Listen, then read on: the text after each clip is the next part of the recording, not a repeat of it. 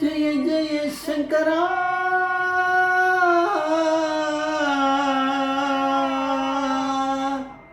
ஹர ஹர சங்கரா ஜெய ஜெய சங்கரா ஹர ஹர சங்கரா ஜெய ஜெய சங்கரா ஹர ஹர சங்கரா जय जय शंकरा हर हर शंकरा जय जय शंकरा हर शंकरा जय जय शंकरा ओम गुरुभ्यो नमः नमस्ते गुरुनाथम कांचीपीठम सुरभजितम दिव्यज्ञानभयस्थम कांचीं जगद्गुरु नमस्ते अपारगण सिंधम ज्ञानदम शांतरूपिणम श्री चंद्रशेखर गुरुम प्रणमामुदाम கலியுக தெய்வம் காஞ்சிமாணி யூடியூப் சேனலில் பிரத்யேகமான மகாபரிவார் பக்தர்களுக்கு ஏற்பட்டு கொண்டிருக்கும் அனுபவங்களை ஒவ்வொரு நாளும் ஒரு அனுபவத்துக்கு ஒரு தலைப்பு. இன்றைக்கி அனுபவத்தோட தலைப்பு அவன் வந்தா பிடிச்சு வைங்கோ நான் பார்க்கணும். அவன் வந்தா பிடிச்சு வைங்கோ நாம் பார்க்கணும். ஏக்க பில்பம் சிவார்ப்பணம் அப்படின்பா. ஒரு வில்பதளத்தை எடுத்து பரமேஸ்வரனோட சிரசில் போட்டால் போகிறோம், அதுவே எவ்வளோ பெரிய புண்ணியத்தை கொடுக்கும் அப்படின்னு மகாபெரிவா கல்கட்டாவில் காசி யாத்திரை போகிற வழியில் கல்கட்டாவில் ஒரு 100 நாள் முகாமில் இருந்தார். அந்த சமயத்தில் கல்கட்டாவில் ஒன்றும் அவ்வளோ விசேஷமாக நிறைய வில்வங்கள்லாம் டக்குன்னு கிடைக்காது. அது தேடி பார்க்கணும் எங்கே இருக்கோ என்னன்னு தெரியாது. இவள் முகாம் ஆரம்பித்த முதல் நாள்லேருந்தே இவளுக்கு வில்வதளம் வந்திருந்தது. மகாபெரிவாலும் இதை பற்றி ரொம்ப இது பண்ணலை, யார் கொடுக்குறா என்னான்னு. ஏன்னா பரமேஸ்வரனுக்கு ஏற்கனவே தெரியும், அதனால தான் அவர் கேட்காம இருந்திருக்கார்.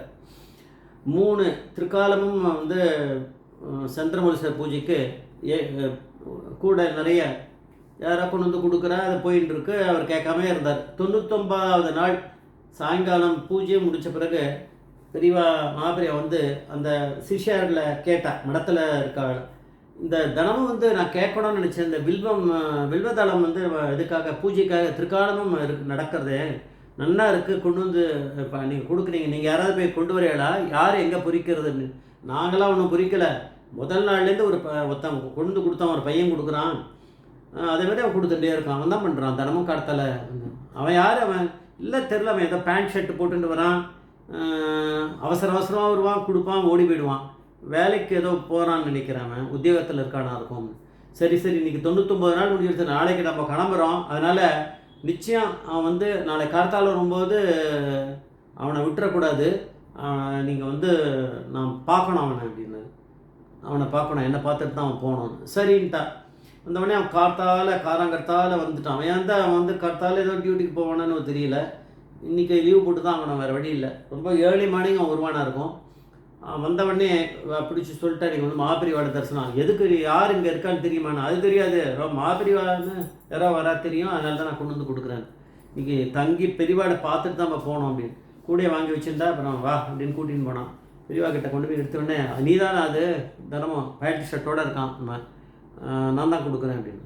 சரி, உனக்கு எப்படி இதை கொடுக்கணும்னு தோணித்து? எனக்கு தெரியாது, எனக்கு நான் பார்த்துருக்கேன் மகாபெரிவா அப்படின்னு இந்த பூஜை பண்ணுவான் வில்வதளத்தை வச்சுன்ட்டு. அதனால் எனக்கு பக்கத்தில் கிடைக்கிறது இது, அதனால் நிறைய, அதனால் நான் அதை பார்த்து தினமும் ஆஞ்சு எடுத்துன்னு கொடுக்குறேன், கார்த்தாலே கொண்டு கொடுத்துருவேன்.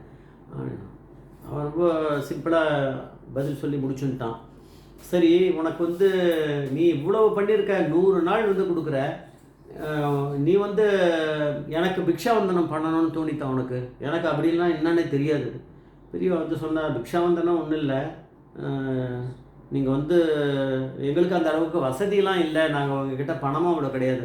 இல்லை அதெல்லாம் வேண்டாம், ஒன்றும் வேண்டாம். உங்கள் ஆற்றுல உங்கள் கிரகத்தில் இருக்கவாள்லாம் கிளம்பி என்ன பண்ணுங்க, கரெக்டாக ஒரு 10 மணிக்கு என் பூஜை ஆரம்பிக்கிறதுக்கு முன்னாடி வந்துடுங்க. எல்லோரும் ஸ்நானம் பண்ணிவிட்டு மடியாக வந்துடுங்க. அந்த உடனே கையில் என்ன இருக்கோ, நம்ம ஆகாரம் பண்ணுறதுக்கு, நமக்கு சமைக்கிறதுக்கு ஏதாவது இருக்குமே, அது மாதிரி இருக்கிறதுல ஏதாவது கையில் என்னென்ன இருக்கோ அது இருக்கிறத கொண்டு வாங்க போகிறோம். ரொம்பலாம் வேணாம், சரியா? வேறு ஒன்றும் வேணாம், பணம்லாம் எதுவும் வேண்டாம் அப்படின்னு சொல்லிட்டு அவர் போயிட்டார் பெரியவா. ஆனால் வரணும், பிக்ஷா வந்துடும், நீ கொடுத்தாகணும் இன்றைக்கி போட்டு, அது நிச்சயம் இவ்வளோ பண்ணியிருக்கா, அது ஒரு நாள் அதை நீ பண்ணணும்னு அவர் போயிட்டார். அப்புறம் லீவு போட்டுக்கலான்னு வந்துடலான்னு முடிவு பண்ணிட்டார். மடத்தில் இருக்க சொன்னார், பெரியவா அப்படி தான் சொல்லுவா, அதனால் நீங்கள் ரொம்ப அதை அப்படியே விட்டுறக்கூடாது, ஓரளவுக்கு டீசெண்டாக என்ன கிடைக்கிறதா கொஞ்சம் கொண்டு வாங்க, ஏன்னா இதெல்லாம் புண்ணியம் தான். ஏன்னா இதெல்லாம் நம்ம மந்திரத்தை சொல்லி பெரியவா எடுத்து ஆகாரம் பண்ணுற மாதிரி தான் நம்ம சொல்ல போகிறோம். அவர் பண்ணலைன்னாலுமே அந்த புண்ணியம்லாம் வரும். அதனால் நீங்கள் வந்து அதை பார்க்காம ஓரளவுக்கு ரொம்ப நீங்கள் செலவுன்னு பண்ண வேணாம். எல்லாத்துலேயும் அரிசி பருப்பு இது இருக்கும்போது எல்லாமே சமைக்கிற இதெல்லாம் கொஞ்சம் முடிஞ்சதெல்லாம் கொண்டு வாங்க. என்ன ஒன்று முடியுமோ அதெல்லாம் பண்ணிடணும்னா அவள் கொஞ்சம் அட்வைஸ் பண்ணா. சரின்னு போனால் அவன் சொல்லியிருப்பானா இருக்கும் அம்மா அப்பா கிட்டேயும். அவளும் புரிஞ்சுட்டா இது ஒரு பெரிய சான்ஸ் தானேன்னு சொல்லிட்டு அவனா எல்லாத்தையும் எடுத்துகிட்டு அதுக்கு ஏற்ற மாதிரி வந்தால் கர்த்தால பிக்ஷாவந்தனம் முடிஞ்சுது. தீர்த்த பிரசாதம் கொடுக்கும்போது மாப்பிரிவா கேட்டால் அவனை பார்த்து, சரி நீ 100 நாள் எனக்கு வெல்வம் கொடுத்துருக்க, கொடையாக கொண்டு வந்து கொடுத்துருக்க, உனக்கு என்ன வேணும் அப்படின்னு கேட்டார். அவன் அவ்வளோ ஒன்றுமே இல்லாமல் பாவம் அப்பாவே இருந்த பையன் ஒன்றுமே பேசாமல் இருந்திருக்கலாம். ஆனால் அந்த இடத்துல தான் மாப்பிரிவா வந்து இந்த மாதிரி புத்தியை கொடுப்பார் ஒருத்தனுக்கு அப்படின்னு நம்ம தெரிஞ்சுக்கலாம். எனக்கு இந்த பிறவிகளே வரக்கூடாது, அடுத்த பிறவியே எடுக்காமல் இருக்கணும், அந்த மாதிரி ஜென்மா இல்லாத மாதிரி எனக்கு ஒரு இது இருக்கணும் ஸ்திதி, அதை நீங்கள் தான் கொடுக்கணும். பெரியவா வந்து சிரிச்சுட்டே, ரெண்டுத்தையும் நிச்சயமாக கொடுக்குறேன், நீ கேட்டதை நான் அப்படியே கொடுக்குறேன், வேற என்ன ஒன்றுண்ணா, வேற ஒன்றும் வேணாம்னா. சரி அவ்வளோதான், கிளம்பி போயிட்டான். இந்த சம்பவம் முடிஞ்சு ரொம்ப வருஷம் ஓடி இருக்கோம். அதுக்கப்புறம் வந்து பெரியவா தானே அவனுடைய முடிவும் என்னைக்கு முதல் இருக்கோ முடிவு எல்லாத்தையுமே பரமேஸ்வரன் தான் எழுதுகிறார், தலையெழுத்து.